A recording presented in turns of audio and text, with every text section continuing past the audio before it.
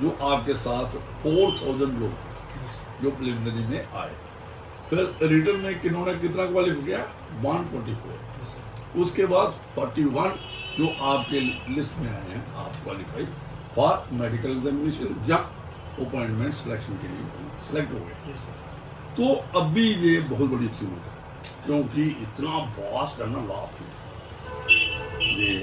तो ये और एक इस पे हर बंदा जो लॉ को पैटर्न, तो आपने ये भी देखा होगा 8वीं बुक में भी कल एनसीईआरटी में कुछ कंट्रोवर्शियल आया, ठीक है, एक बात।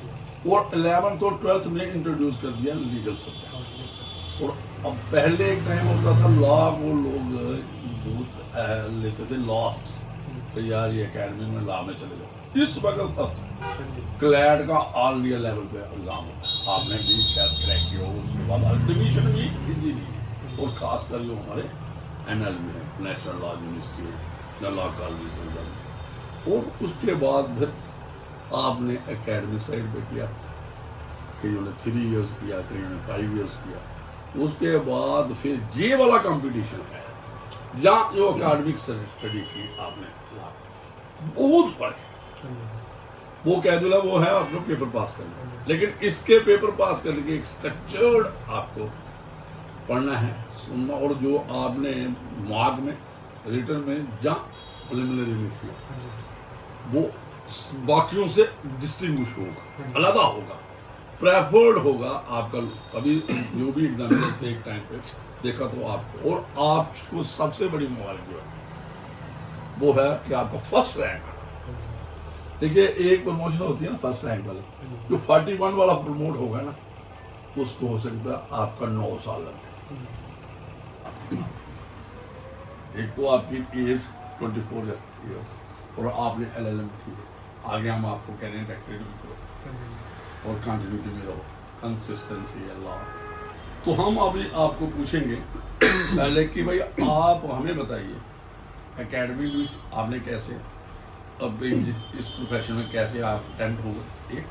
दूसरा आप जो है कि भाई आप ये कैसे पढ़ते थे पहले एकेडमी जो भी लॉ स्कूल है या आपका लॉ डिपार्टमेंट है, एक। और फिर ये इसमें आगे आपने कैसे कंसिस्टेंसी और ये कैसे सक्सेस रही, आप अपनी सक्सेस स्टोरी के बारे में बताएं। फिर हम नहीं ये बीच में ये गाइडलाइन गाइड करेंगे थोड़ा। ये तो आपको आइडिया है ये लॉ सेक्रेटरी रैंक और ये PSC के थ्रू हुए, और ये अभी प्रैक्टिस भी करते हैं तो ये लॉ डिपार्टमेंट से डायरेक्टर लिटिगेशन, और आपके हीरानगर से ये रूट्स इनकी वहाँ की। तो ये डॉक्टर साहब कठुआ से हैं बेसिक, इनकी भी रूट्स उधर हैं, डिस्ट्रिक्ट तो सारा एक ही डिस्ट्रिक्ट है। तो मैं भी वहाँ से हूँ, सांबा हमारा भी डिस्ट्रिक्ट है। तो जो हमें बड़ा खुशी होती है आप लोगों को देख के कि हमारे, और खासकर ये है कि भाई वो आप रूरल बैकग्राउंड से आते हो, टाउन बैकग्राउंड से आते हो, और स्ट्रगल वही करता है जिसको चाहिए, मतलब पढ़ेगा वही, कोई लीगल बैकग्राउंड नहीं कोई। और आप तो समझो बहुत बड़ी बात है आप। तो अभी आप बताओ आगे आपका क्या है, थोड़ा पीछे में आगे क्या है। सर 11th में तो मेरा मेडिकल था, स्टार्टिंग से मैं जाता था लॉ वाली फील्ड में पापा के साथ। तो 11th में मेरी एल्डर सिस्टर के कारण मैंने मेडिकल रखा, उसमें कुछ खास इंटरेस्ट नहीं मिला। फिर मैंने लॉ जूट का पेपर होता था हमारे टाइम पे, तो वो क्रैक किया तो लॉ में आ गया नंबर, तो मैंने लॉ कंप्लीट की। तो लॉ के टाइम पे उस टाइम पे मैं इतना ग्रेजुएशन के टाइम पे नहीं इतना नहीं पढ़ रहा था, उस टाइम पे सिर्फ एकेडमिक्स की तरफ था। हाँ जी। तो फिर उसके बाद सर लॉ ग्रेजुएशन कंप्लीट हुई, तो फिर उसके बाद मैंने LLM का एग्ज़ाम क्रैक वो किया, CUT हुआ, तो उसमें भी अच्छे मार्क्स आ गए, तो उसमें भी सिलेक्शन हो गई। फिर उसके साथ साथ मैंने एकेडमिक्स के साथ साथ मैंने प्रिपरेशन करना स्टार्ट किया, तो 1.5 ईयर तक मतलब अच्छी तरह प्रिपरेशन की। तो सर उसके बाद अभी बीच में है कि बीच में क्या आगे की कंटिन्यू आपने करनी है।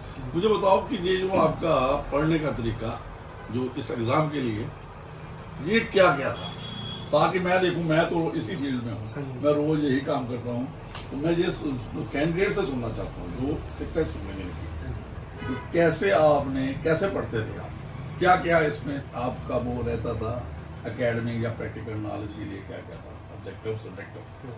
सर मोस्टली तो मैं बेयर एक्ट पे फोकस करता था, और साथ में मेरे को एक आदत है, जैसे कि मेरे को केस लॉ के फैक्ट्स पढ़ने की बड़ी आदत है। बिल्कुल तो मैं कोई भी केस लॉ देखता था ना, जैसे कोई भी देखूंगा तो उसका मैं फैक्ट्स पढ़ लेता था, मैं उसमें घुस जाता था फैक्ट्स में। तो उसका फ़ायदा मेरे को हो गया, जब इंटरव्यू में उन्होंने मेरे से इलस्ट्रेशन मांगी तो मेरे को केस के फैक्ट्स बता दिए, मैंने केस भी बता दिया, फैक्ट्स भी बता दिए, तो उसमें हेल्प हो गई थोड़ी।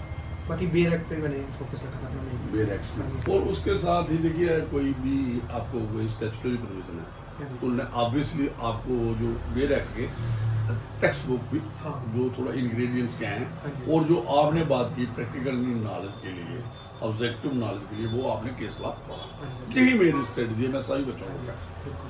हूं। और वही बंदा क्रैक कर सकता है। तो अभी आप बताओ, आप समझो आगे बहुत बड़ी कुर्सी पे बैठने वाले Yes, sir.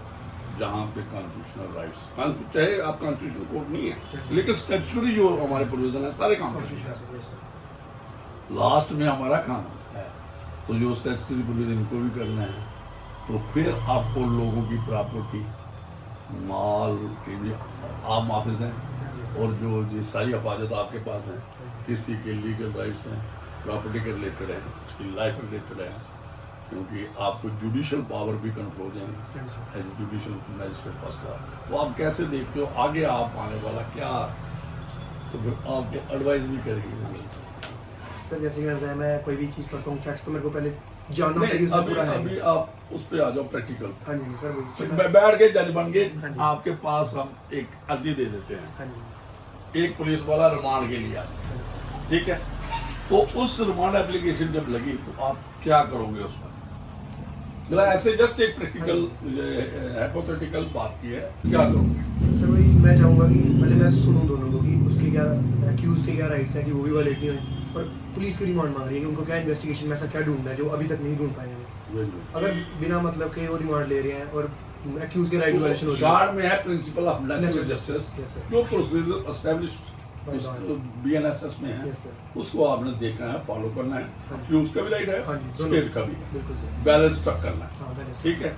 तो अब कैसे देखते हो इस चेयर को कि ये जज है, क्या करना है, क्या आपको डिसिप्लिन होना है? जब डॉक्टर ने पूछा है फिर कैसे एथिक्स हैं, आपने पढ़े होंगे, जुडिशियल एथिक्स, जहाँ प्रोफेशनल एथिक्स, डिसिप्लिन है जुडिशियल, इसके बारे में थोड़ा बताओ कि क्या। सर ये तो मतलब हाईएस्ट पोस्ट लगती है मेरे को, बिल्कुल बाकी as compared to other jobs. तो मैं चाहता हूँ कि बस इसकी जो डिग्निटी है वो मेंटेन रहे, बिना मतलब कि कोई भी ऐसा काम नहीं है जिससे कि कोई बाहर का बंदा ऐसे बोले कि ये गलत है या मतलब। मैं वही चाहता हूँ कि बस मेरे को अगर इस जिम्मेवारी से अगर मैं नवाजा गया तो मैं उसका पूरा हिफाजत करूँ सर इसकी। ठीक है डॉक्टर साहब, थोड़ा सा आप उसको देखो, बैठ गए हैं चेयर पे, आपने काम दे दो इनको। देखो आपका सक्सेस का कारण यही था कि आपने बेयर एक्ट्स के ऊपर फोकस किया। बिकॉज बेयर एक्ट्स के ऊपर अगर फोकस किया वही से निकलने की कोशिश की। हाँ। अब जब आप केस के डिटेल्स में चले जाते हो ना, काफी क्लैरिटी रहती है हर चीज, पर्टिकुलर वाइल फेसिंग इंटरव्यू। तो स्ट्रक्चर्ड क्वेश्चंस आपने वो क्या कुछ किए थे कि इसके लिए? हाँ सर, वो स्ट्रक्चर्ड होते हैं क्वेश्चन के ऐसे जो मॉक्स type. Mock type. Sir mock main से मॉक जी से mock। और कितने घंटे पढ़ाई करते थे आप? हाँ वैसे भाई मैं मतलब काउंट करके तो नहीं पढ़ता तो नहीं, था। चलो नोट्स बनाते थे आप? हाँ जी सर, नोट्स में। तो जब आप लिखते हो ना वो चीज़ सीधा मेमोरी में जाती है। कोई भी चीज़ है तो कोई देखने में बड़ी मुश्किल है, जब लिख लोगे ना आपको लगती है तो बड़ी आसान चीज़ है। एक्चुअली मुझे लगता है मैं इतना शार्प नहीं था, तो मेरे को बार बार नोट्स बनाने पड़ते, तो मैंने एक सब्जेक्ट के मुझे लगता है भाई 3 4 बार नोट्स बना दिए। कंग्रेचुलेशन आपको, बिकॉज ऑफ रूरल बैकग्राउंड कथवाल, छोटा सा गांव है हीरानगर के पास। तो ये एक लेसन है उन लोगों के लिए, एक किस्म का मॉरल बूस्टिंग भी है। गाँव के लोग आज नियर बाई जो है वो कैसे आगे निकल रहे हैं और कैसे टॉप्स कर रहे हैं एग्जामिनेशंस में। तो ये ऐसा नहीं है, बिकॉज अल्टीमेटली तो हार्ड वर्क ही है। ऐसे आपने टॉप किया है, it means there is something, जो आपका प्रिपरेशन जो तरीका था काफ़ी अच्छा था। आप क्या लोगों को प्रेरणा दोगे जो नए बच्चों को तैयारी कैसे करें? हाँ करना फोन बाप बिल्कुल। सर मेरे को लगता है कि कुछ लोग कहते हैं पढ़ने से कुछ नहीं होता, बस सर मेरे को लगा है, मैंने पढ़ के देखा है, हो जाता है सर। बस एक बार कोशिश करनी चाहिए बस। बाकी सर गॉड पे भरोसा रखना, पूरा कोशिश करनी है, कोशिश करने से सर हो जाता है। स्ट्रेस को आप कैसे हैंडल करते हैं? मैं एज डॉक्टर पूछ रहा हूँ, स्ट्रेस होता है कभी कभी, कैसे हैंडल करते हैं आप? सर स्ट्रेस सर मैं तो घर पे ही रहता था, तो मैं पेरेंट्स के साथ मेरा पेरेंट्स का बड़ा अच्छा रिश्ता है। मैं उनके साथ हमेशा कुछ ही प्रॉब्लम होती है छोटी मैं उनको बताता था कि ऐसी बात हो गई है, तो पापा कहते हैं कोई बात नहीं, टेंशन नहीं, हो जाएगा। उनको जितना मेरे को अपने भरोसा उससे ज़्यादा उनको मेरे पे भरोसा था, तो बस उनसे बात करके सर मेरा स्ट्रेस ठीक है। बाकी जज साहब ने कुछ आपसे पूछा था कि आप कुर्सी पे बैठे हो जज, तो क्या क्या आप स्पेशल प्रिकॉशंस लोगे कि आपको मतलब जो एज पर जो गाइडलाइंस हैं, मतलब एक जज के लिए वो कुछ बताया था आपने कि शायद मैं अपना वो रखूँगा और कंडक्ट हाँ जी करूँगा सर, कुछ मेरा मतलब मेन फोकस उसी पे रहेगा, प्रिंसिपल ऑफ नेचुरल जस्टिस होगा कि मैं गलत नहीं होने दूंगा किसी के साथ, मेरी ये कोशिश रहेगी सर पूरी। गाइडलाइंस भी है ना थोड़ी कि क्या क्या करोगे आप, क्या क्या नहीं करोगे। एक कहते हैं फॉर एग्जांपल आप सुप्रीम कोर्ट ने भी दी है और आपने 97 में सुप्रीम कोर्ट ने दी थी ना उसमें ऐसे भी है values of judicial judicial life के बारे में। अच्छा। जैसे आप अपनी क्लोज एसोसिएशन प्रैक्टिसिंग लॉयर्स से बड़ी कम रखो। हाँ जी आपके घर का कोई केस है तो उसको आप वो केस नहीं Personal करोगे या interest, इन्फॉर्म personal करोगे, या आप मीडिया से कम इंटरेक्ट करोगे during while you are on chair, yes sir. या कहीं आप फंक्शंस में बड़ी कम अटेंड करोगे, जो पब्लिक Socialization. हाँ जी, सोशलाइज बड़ी कम socialize करोगे। करोगे। चिंता नहीं बात। हाँ जी, हाँ जी। तो एक इनकी बात मैंने पकड़ी, ये जनरली है ठीक है, आपको लॉ आता है सब कुछ है, अब जस्टिस भी करना पड़ता है, हाँ जी। लेकिन जस्टिस कहते हैं ना, लॉ और जस्टिस में फर्क है।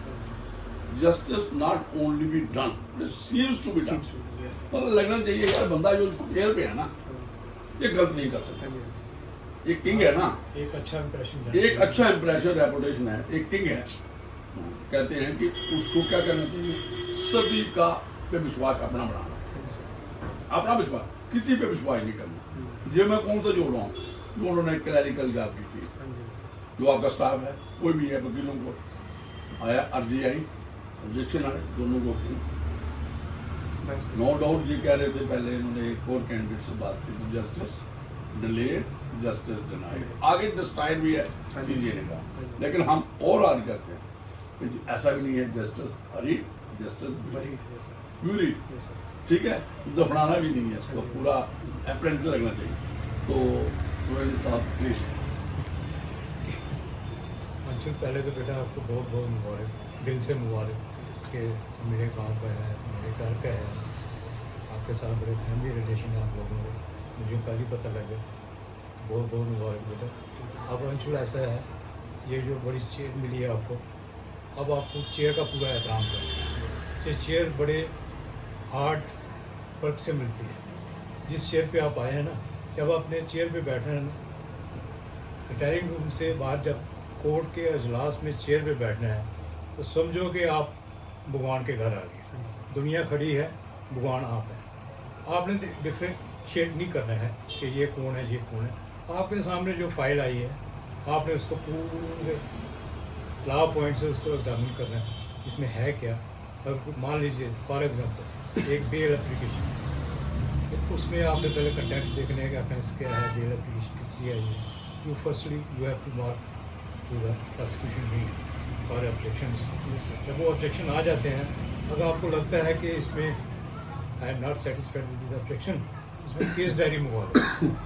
You can direct to the IO the prosecution वालों को केस डायरी चाहिए। After examine all the facts, फिर आपको ऑर्डर करना है इसमें कि ये इंटाइटल है कि नहीं है। बेल कोई राइट नहीं है, आपकी डिस्क्रिप्शन है कोर्ट की, लेकिन you have to decide the application on the basis of merit, तो जो आपको लॉ कमांड करता है उसी बेस पे। Yes, sir. दूसरा, जैसे मैंने पहले भी वो बेटी एक आई थी उसको भी बोला था कि as a senior I advise you, तो कभी भी हेल्प करना है अपने सबॉर्डिनेट स्टाफ के बगैर आप चल ही नहीं सकते कहीं। लेकिन फाइनली यू हैव टू सी कि ये ठीक है कि नहीं। अगर नहीं लगता है नहीं करना है प्लीज़।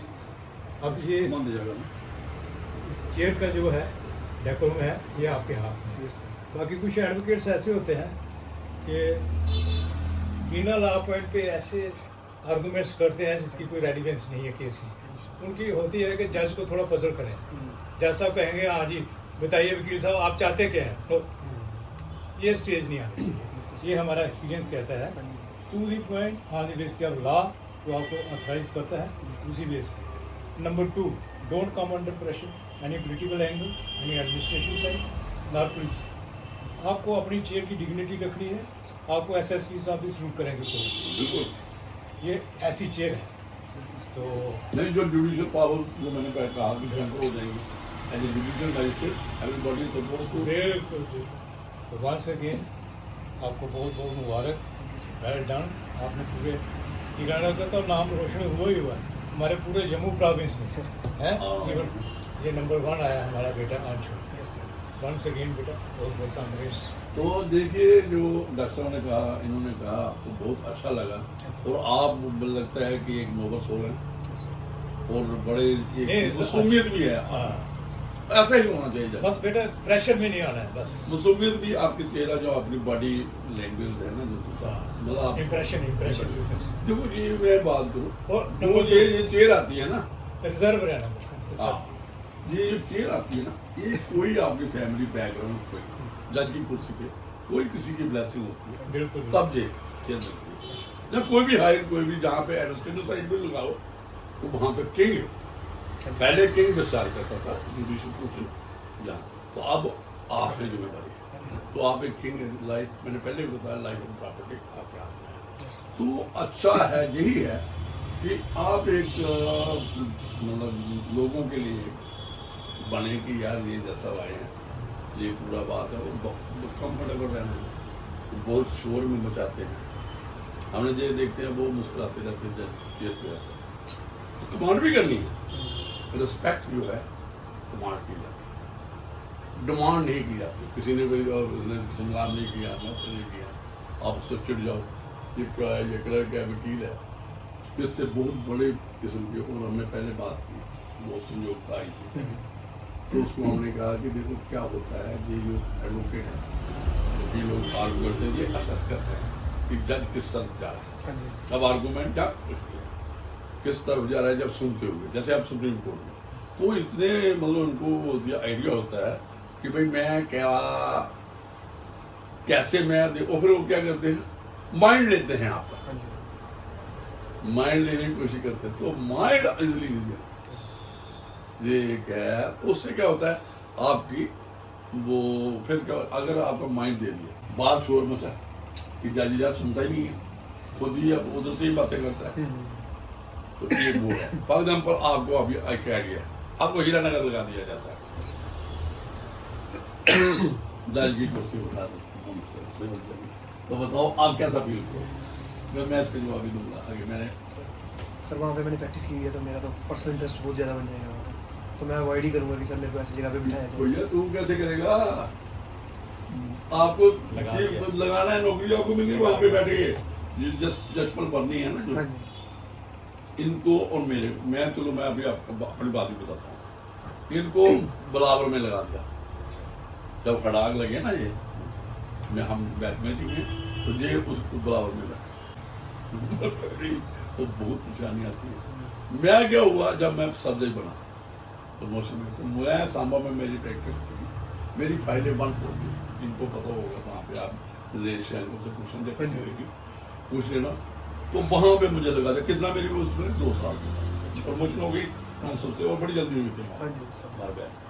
तो 5 साल जब मैंने कहा रजिस्टर जल्दी, और वहाँ पे मनोज जी थे, मैं सर आपने मुझे, हाँ आपको घर भेजा, घर को क्या, मैंने चीफ जस्टिस को कहा है, वो हमारे रजिस्ट्रार थे इम्तियाज साहब, मैंने कहा सर घर भेजा, उधर तो मेरी पहले कहता है 2 साल तो कैसे मर्जी करो, तो लेकिन मैंने 2 साल निकाल दिया, कोई मसला नहीं था। हाँ एक मेरा रख दिया मैंने, जो बाहर था ना अपना एक आर्डली था, उसने उधर से बंद किया था, ताला लगा दिया था, एंट्री कहाँ से, रिटायरिंग होगा, और हमने 2-3 महीने चलाया बंद, जो भी आएगा कोर्ट से वकील भी आएगा, क्योंकि फिर आम आदमी